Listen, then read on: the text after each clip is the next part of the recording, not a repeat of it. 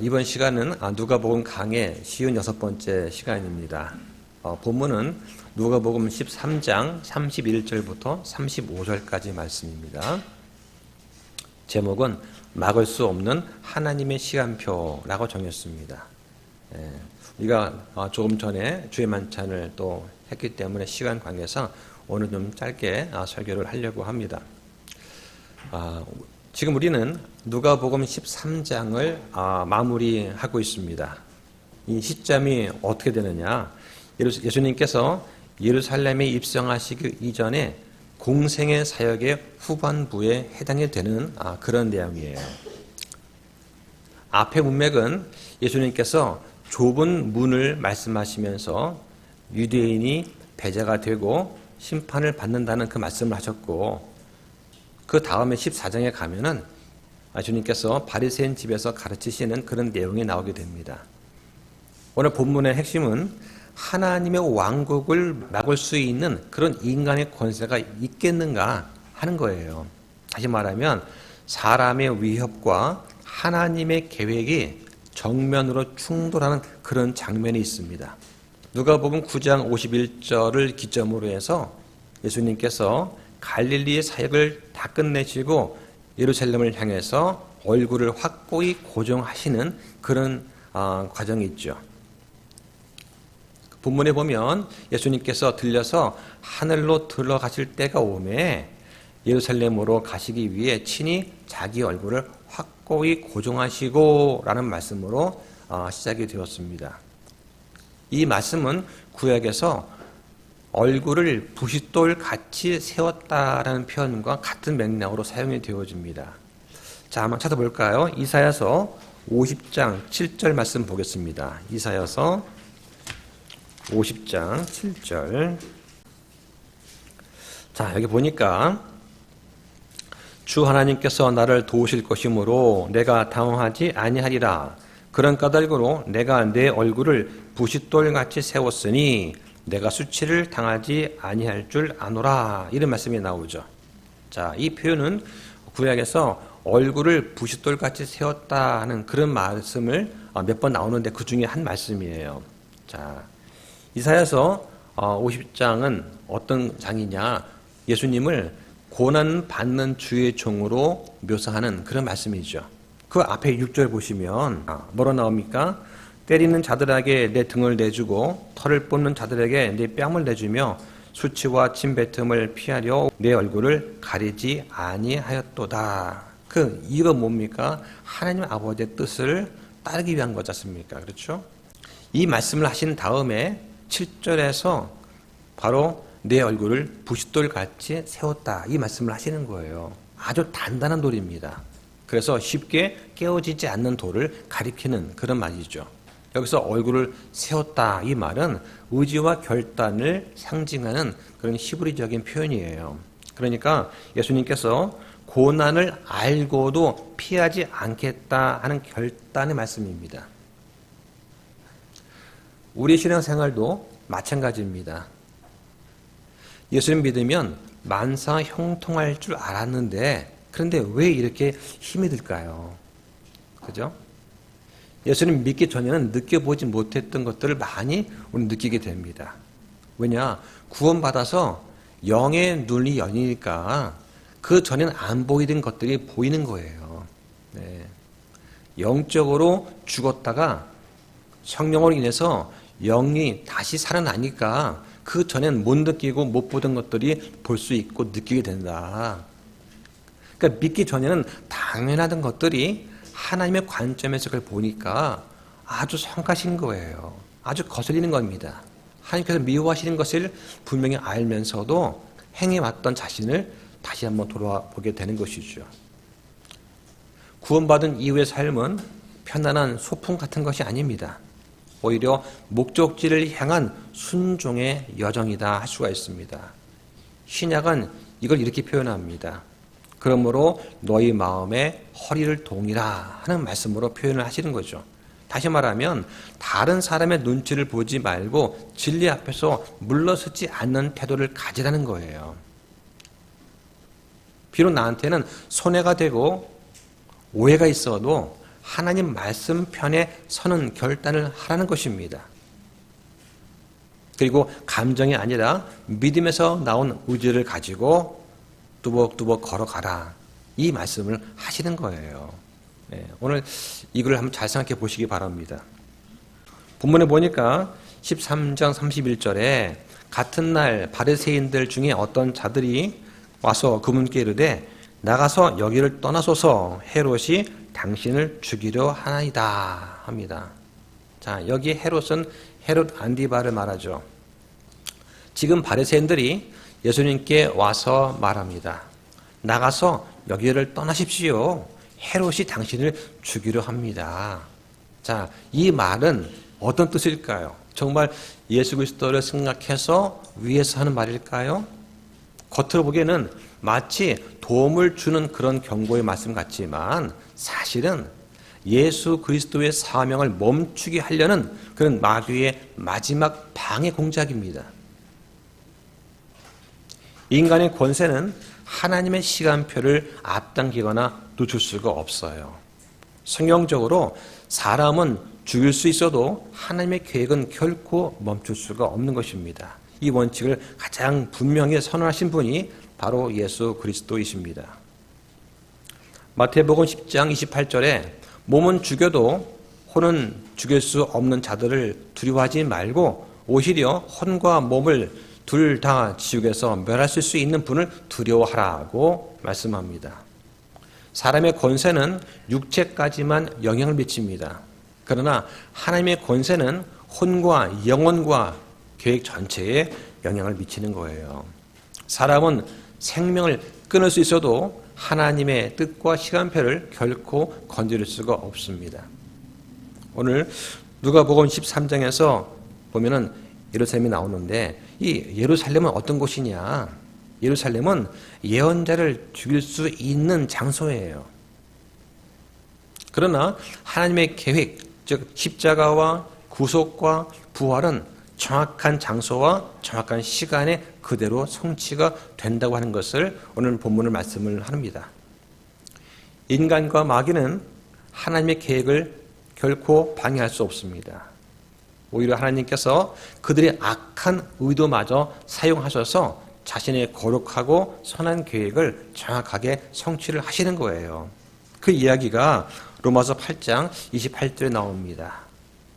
우리가 아는 바와 같이 하나님을 사랑하는 자들, 곧 그분의 목적에 따라 부르심을 받은 자들에게는 모든 것이 합력하여 선을 이룬다고 말씀을 하십니다. 자, 모든 게 뭐냐? 선한 일만 말하는 것이 아니에요. 그 모든 것은 예외가 없다는 것입니다. 실패도 겪습니다. 박해도 받아요. 배신도 경험합니다. 그리고 내가 지은 그 죄 때문에 그 죄의 결과가 다 포함이 되는 그런 말이에요. 그때 그 순간 그 사건들은 그때는 정말 악하게 보일 수 있습니다. 어떻게 이런 일이? 하지만 지나고 나 보면 그 모든 전체적 결과는 선을 이루어 주신다라고 하는 것입니다. 자, 주의할 것은 뭐냐? 선을 이룬다는 그 말은 세상의 부귀영화나 성공이나 즉각적인 형통 이런 것은 결코 아니라는 거예요. 그 대표적인 예가 성경에 요셉이 나옵니다. 형들한테 노예로 팔려갔습니다. 시기와 질투와 미움받아서 너 죽어라 하고 노예로 팔아버렸어요. 이것이 그때 당시는 박해처럼 보였습니다. 그러나 나중에 이것은 하나님의 계획을 이루어준 것이죠. 예수 그리스도 역시 마찬가지입니다. 십자가에 돌아가셨습니다. 그때 그 순간 그 사건은 사탄의 승리처럼 보였습니다. 그러나 이것은 하나님의 계획에 따라서 이루어진 것이고 사탄은 그런 패배를 확정짓는 도구에 불과한 것이다 라고 하는 것이죠. 지금 당장 나한테 닥친 어려움, 고난, 이것이 시기와 질투와 박해처럼 보일 수 있습니다. 그런데 내가 하나님과 친밀한 교제를 유지하고 있고 기도와 말씀으로 하는 생활에 전혀 문제가 없다면 오히려 그러한 고난과 어려움은 하나님의 계획에 따라서 더 정확한 지점으로 가고 있다는 그런 믿음을 우리는 가질 필요가 있는 것입니다. 사도행전 보면 이와 같은 말씀이 나옵니다. 한번 보겠습니다. 사도행전 5장 38절과 39절 말씀 보겠습니다. 자, 38절에 보니까 이제 내가 너에게 말하노니 이 사람들에게서 물러나고 그들을 내버려 두라. 이 계획이나 이 일이 사람들에게서 났으면 없어지리라.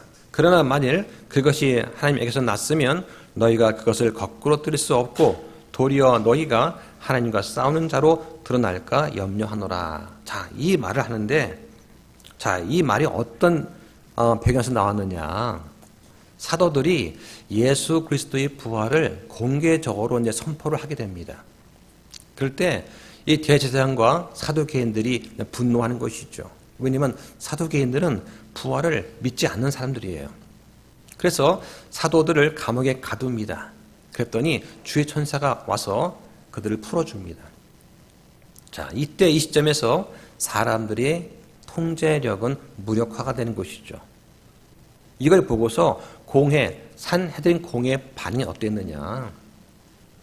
종교 지도자들은 진리를 검증하려고 하지 않고 오히려 사도들을 죽이려고 했습니다. 이때 등장한 인물이 가말리엘이에요. 예, 가말리엘. 예, 사도 바울의 스승이었죠. 근데 이 가말리엘은 뭐라고 했느냐.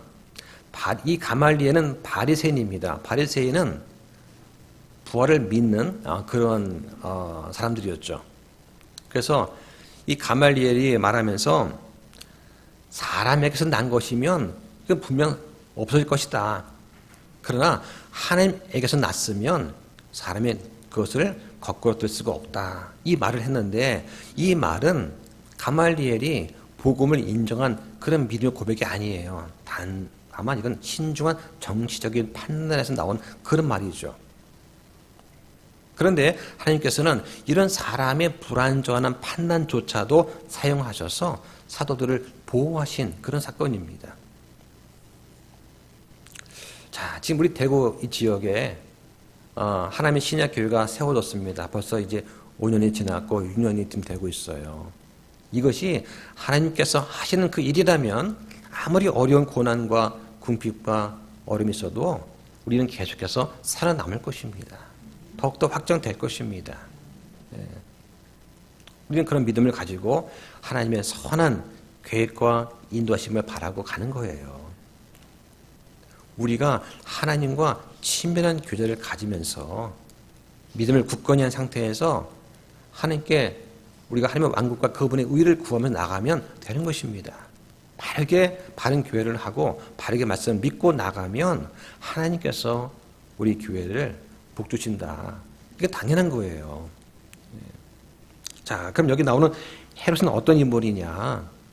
헤롯은 성경에서 적그리스도를 예표하는 그런 인물들 가운데 하나예요. 아주 교활합니다. 정치적인 계산이 빨라요. 그런데 종교를 이용하는 권력자를 대표하는 그런 인물이죠.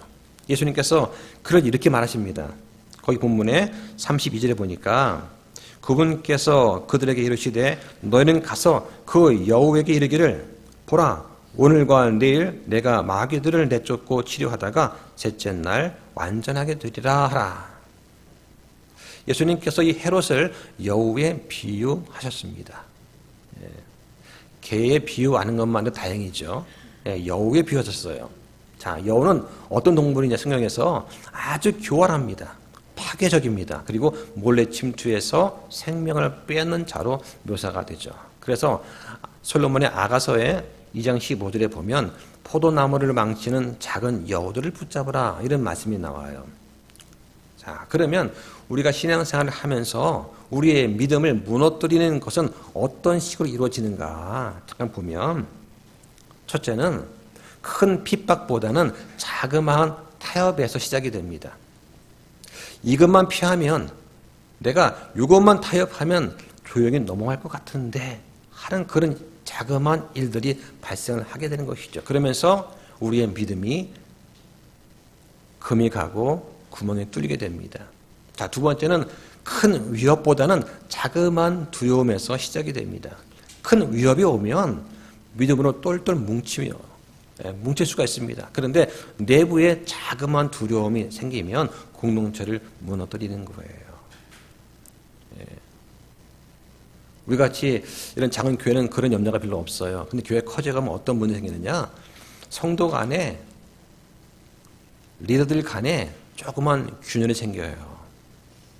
성도들이 편 가르기를 하게 됩니다. 이런 내부의 자그마한 그러한 두려움 같은 거, 내가 밀려나면 어떡하지?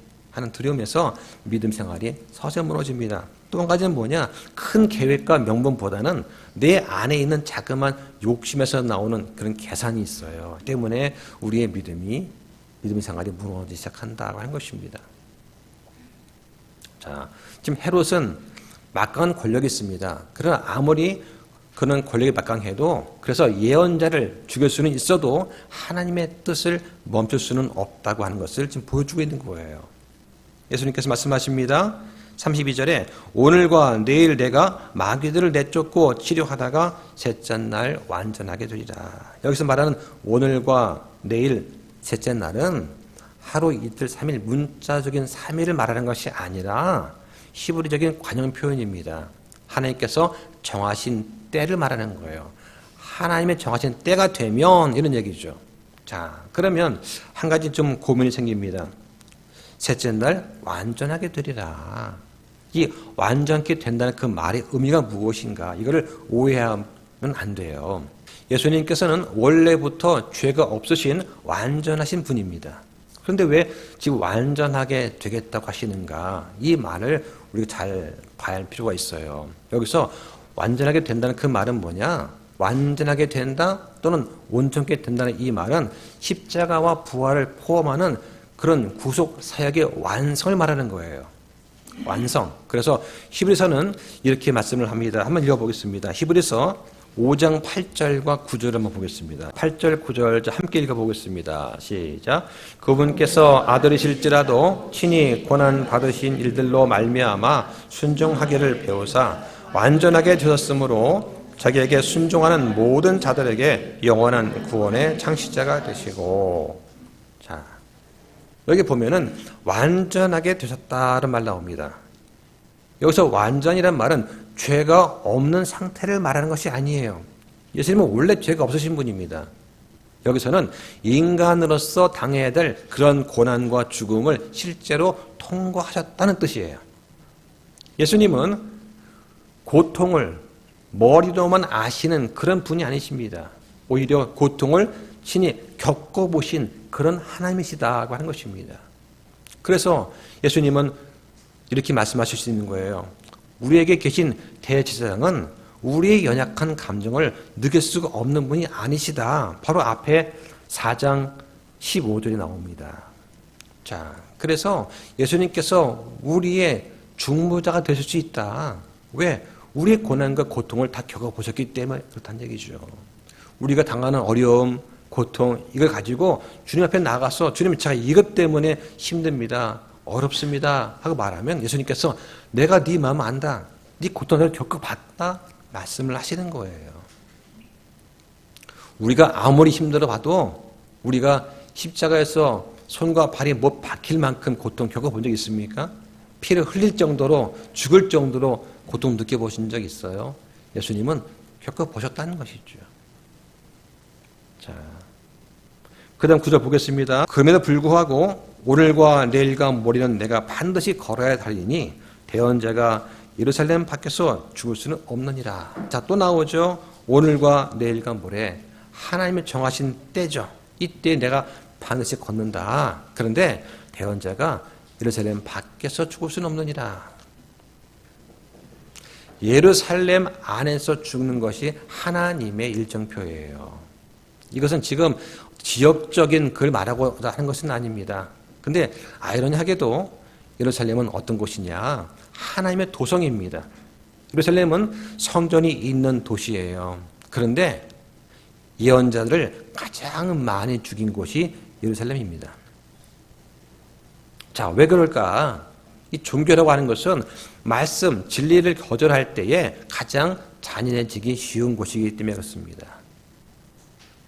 특히 종교가 국가 권력과 결탁하게 되면 진리를 죽여서라도 체제를 보존하려는 그런 선택을 하게 됩니다.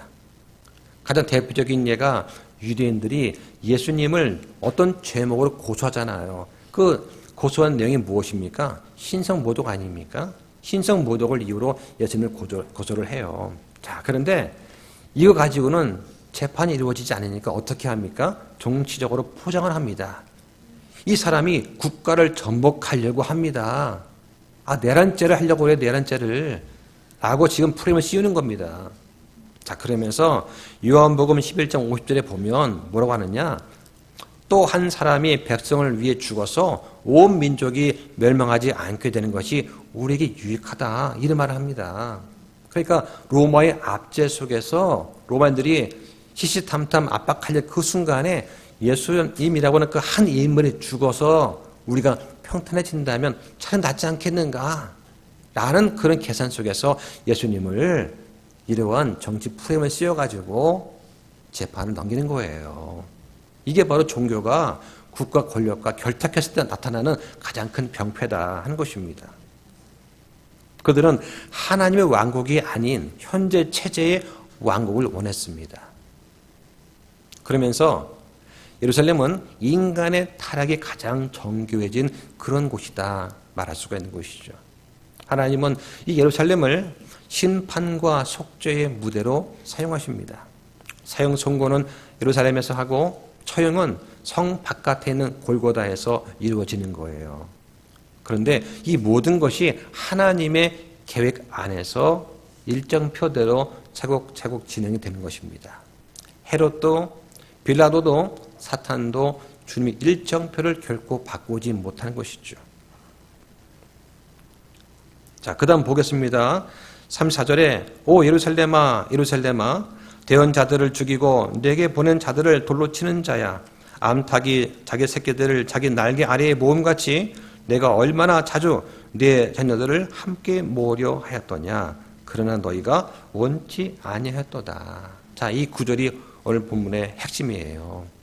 암탉이 자기 새끼를 날개 아래에 모음같이 내가 얼마나 자주 너의 자녀를 위해서 함께 모으려고 했느냐. 그런데 너희가 원치 않았구나. 여기서 예루살렘아 반복합니다. 이 반복해 부르는 것은 슬픔을 극도로 표현하는 그런 히브리 표현입니다. 심판을 선언하기 이전에 하는 마지막 탄식에 가까운 말씀이죠. 여기서 분명한 진리가 뭐냐? 암탉의 새끼들을 모험같이 내가 모으려고 했다. 이것은 하나님의 의지예요. 이게 하나님의 뜻입니다. 그런데 너희가 원치 아니했구나. 이건 인간의 책임을 묻는 말씀이에요. 자, 이 구절은 칼빈주의에서 말하는 저항할 수 없는 은혜와 정면으로 충돌합니다. 사람한테는 자기 의지로 하나님께 나가서 회개하고 나올 수 있는 능력을 갖고 있어요. 주신 것입니다. 사람이 원죄 때문에 전적으로 부패한 것은 맞아요. 하지만 전적으로 무능하게 된 것은 아닙니다. 사람이 원한다면 얼마든지 주님의 품 속으로 들어올 수가 있는 것입니다. 그런데 하나님은 억지로 그 사람을 믿게 하지 않으세요. 아무리 부모가 기도한다고 해도 아무리 간구하고 해도 믿는 건 본인 몫이에요. 가족이나 친구나 친척이 도와줄 수는 있어요. 인도할 수 있습니다. 그러나 정작 구원받는 것은 그 말씀을 내가 믿고 내가 받아들이는 거예요. 이건 내가 해야 될 것입니다. 가족이 해줄 수 없는 거예요. 하나님은 강제로 사랑을 강요하지도 않으십니다. 그런데 이러한 하나님의 사랑은 우리가 받아들일 때 그때 비로소 성립하는 거예요. 그 다음 보겠습니다. 35절에 보라 너희 집이 버림받아 너희에게 황폐하게 되었느니라. 진실로 내가 너희에게 이르노니 너희가 말하기를 주의 이름으로 오시는 분을 찬송할지어다 할 때 거기까지 너희가 나를 보지 못하리라. 자, 보라 너희 집이 버림받아 황폐하게 되었다. 이것은 이스라엘 민족 전체에 대한 예언의 말씀입니다. 자, 잠언 1장에는 이렇게 설명을 합니다. 한번 볼까요? 자, 잠언 1장 24절 보겠습니다. 24절부터 31절까지 좀 보겠는데요. 내가 불렀으나 너희가 거절하였고 내가 내 손을 내밀었으나 아무도 중시하지 아니하였으며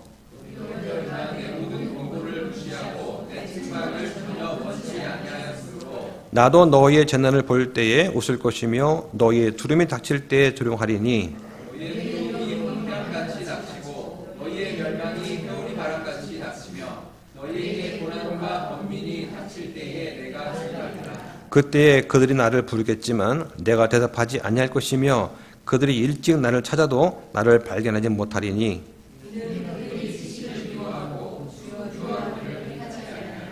내 권고를 전혀 원치 아니하고 내 모든 책망을 멸시했기 때문이라.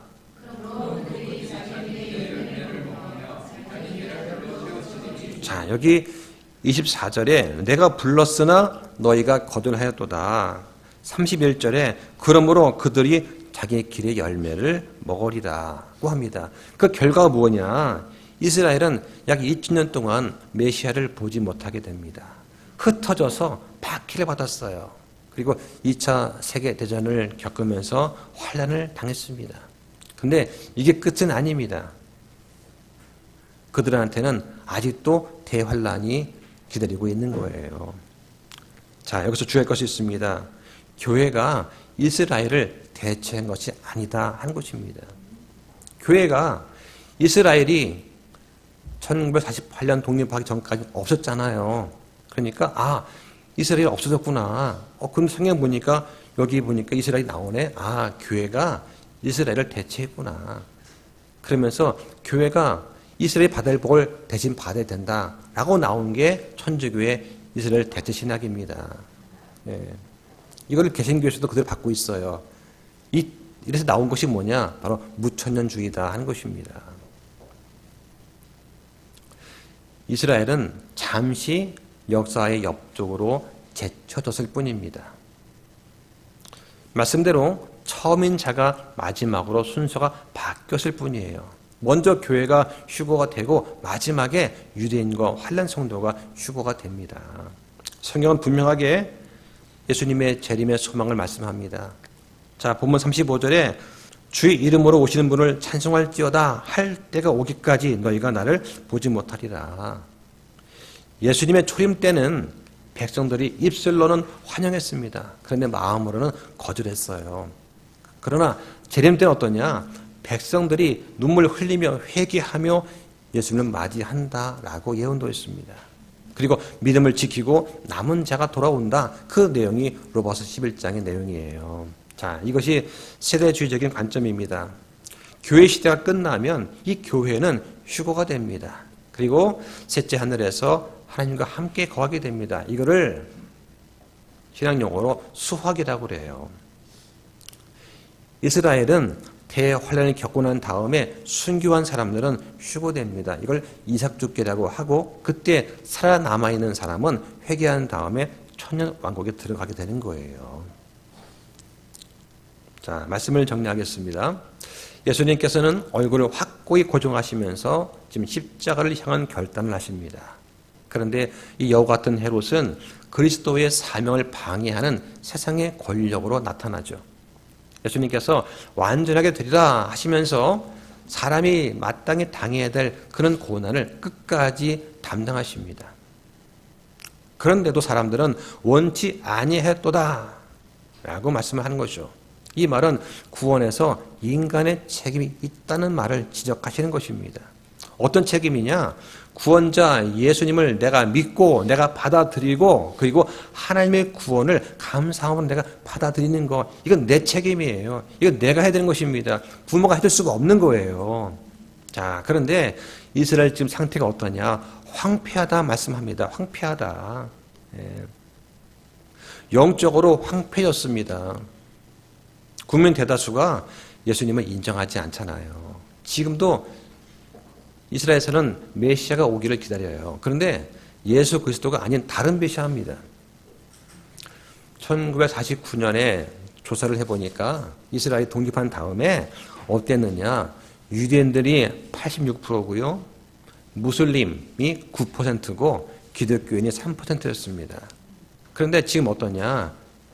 지금 2023년 기준으로 유대인은 73%고요. 무슬림이 18%입니다. 기독교는 1.9%예요. 이렇게 점점 더 영적으로 황폐해져가고 있는 것입니다. 그런데 이스라엘은 재림 때 반드시 회복된다고 말씀을 하십니다. 그럴 때가 반드시 있다고 하는 거예요. 하나님은 오늘도 부르십니다. 그러면서 질문하시는 거예요. 너희는 원하느냐? 뭘 원하는가? 하나님의 뜻이 땅에 이루어지기를 원하는가 묻으시는 것입니다. 하나님의 계획대로 문자 그대로 하나님의 왕국이 이 땅에 물리적으로 임하기를 원하는가? 그 속에서 우리가 하나님과 함께 다스린 삶이 천년 동안 지속이 되고 그 이후에 새하늘과 새 땅에서 영원히 거하는 그러한 영화로운 삶이 있다. 이걸 너희가 원하느냐? 물으시는 거예요. 예, 원합니다. 그렇다면 너희는 예수 그리스도를 믿고 온전히 믿고 순종하는 삶을 살아라 하고 명령하시는 것입니다. 적당히 타협하지 말라는 것입니다. 온전히 주님 편에 서서 생각하고 말하고 행동하라고 하는 것입니다. 적어도 그리스도인의 삶을 살 때에 예수님의 얼굴에 먹칠하는 일은 하지 말아야 되겠는가. 말로는 그리스도인입니다. 저 교회 다녀요. 하지만 실제 행동은 세상 사람 못지않게 이기적이고 편협되고 자기를 사랑하고 돈을 사랑하고 자기 의견만 고집하는 그런 바리새인은 되지 말아라 하는 것입니다. 머리로 이해했으면 마음으로 아멘하고 손발로 실천해야 됩니다. 혹시 나는 이런 주님의 부르심을 지연시키고 있지는 않습니까? 말씀을 들었는데 머리로는 알아들었는데 그런데 순종하지 않는 그런 부분은 없습니까? 주님께서 우리를 날개 아래 모으려고 하시는데 너는 내 아들이다. 너는 내 딸이다. 이리 오너라 부르시는데 살금살 옆으로 빠져나가고 있지는 않습니까? 이런 것들을 우리가 깊이 생각하면서 함께 회개하고 기도하면서 새해를 시작할 때에 하나님의 은혜가 풍성하기를 바랍니다. 기도하겠습니다.